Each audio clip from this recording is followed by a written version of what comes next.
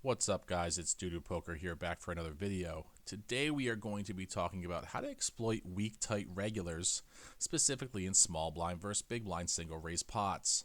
My opponent is a reg for the pool. This is 25 NL Blitz pool. How do I know he's a weak tight regular? Well, we have 1,700 hands on him. We see that his 1-1 soft flop is 38.5%. We know GTO, at least from Pluribus, was around 50%. You actually want an even higher 1-1 soft flop when playing in tight pools. When you're playing micro stakes in tight pools, you can overbluff in a lot of nodes. So 50 would be the low end. We also see from his RFI that he's under raising in every position. And we see in the small blind versus big blind, he's only raising 34%. Now, what's GTO in the steal from small blind? Well, we can go to GTO Wizard. And what we do here is in GTO land, we see that they have some limps, but we change this to simple. And we see that it's around 43%. So we know this guy's a weak tight reg. All right, let's get into the action. I have Queen 3 of spades. My opponent raises about 2.5x, and I decide to call. Now, let's take a flop. Queen of clubs, Jack of hearts, 5 of diamonds. Now, if I do it in the regular sim, we have Queen of clubs, Jack of hearts, 5 of diamonds. Now, small blind is going to be using all different sorts of sizings here. Now, in this simple node, we want to not use all these sizings. So what I'm going to do is go into the AI and I'm going to node lock to specific sizings that my opponent uses. So what we do here is we go into the AI and we know he c-bet 60% on the flop. Let's check out his c-bet percentage. We see he bets 72 into 120. Whoops, sorry guys. I have a lot of data for this. So we see 72 into 120 and we see it's 60%. So what I'm going to do is I'm going to go into the AI and we're going to see what 60% c-bet looks like and what defending ranges look like. Now, I have Queen 3 of spades. Now, Queen 3 of spades can raise sometimes, but we want to look at MDA data for this spot. So we take a peek at MDA data for field as single raise pot out of position pre-flop raiser, and we see that there's no overfold.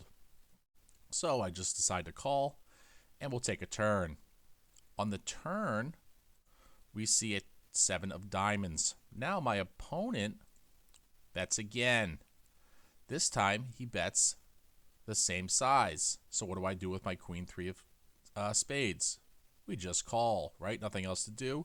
Let's take a peek at some MDA data for bet flop, bet turn. Oops, yep, that's it. All right, field as single raise pot out of position pre-flop raiser. Bet 50 bet. We see that they're over barreling, okay? But this player is a bit nitty. The thing is we still have top pair and we still have to call turn. We see here that it would be a 4.7 big blind mistake to fold turn. So we have to call turn. Now the river is where it gets fun. On the river, a 4 of hearts comes and he decides to bet half pot, 290 into 580. Now I have a decision to make. Now with my Queen 3, you see a solver is jamming sometimes. So I want to decide, should I call or should I jam? Let's look at some data for color-coded data, and then I'm going to go to hand and note data. We see bet 50 on the flop. He bet 60, so it's kind of in between the bet 50 and the bet 70. But in the bet line, we see on the river that it's actually GTO-ish or under-bluffed when they bet bigger on the flop. So I'm not really incentivized to call, right? Because this guy is a bit on the tighter side, and we see that he is kind of nitty. So what happens here is the call, let's see the EV, the call is going to be not as great in theory.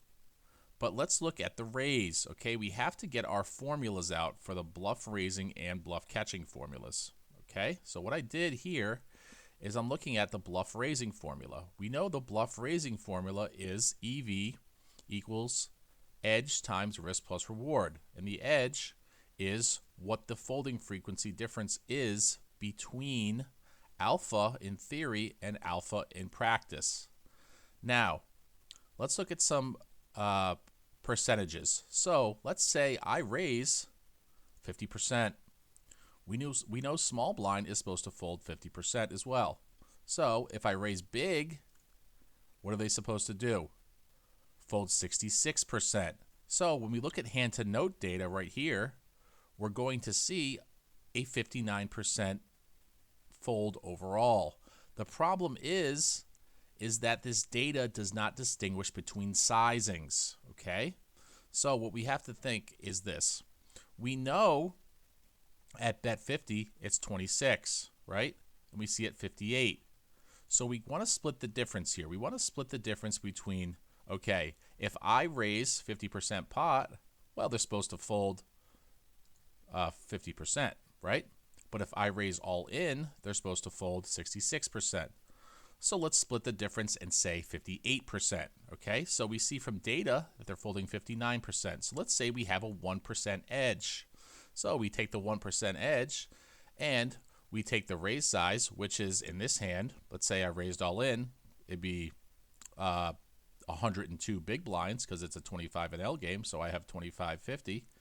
And we take that, and then we go the bet. His bet was half pot, and we take the pot. So we know that the total is 1% of whatever this number is, okay? So it's 1.37 is my expected value. Now we know from bluff catching that this is not an over bluff spot, okay? But it is going to be slightly overfolded. How do I know it's overfolded? Well, if I jam all in, I see small blind is supposed to call with queen 10.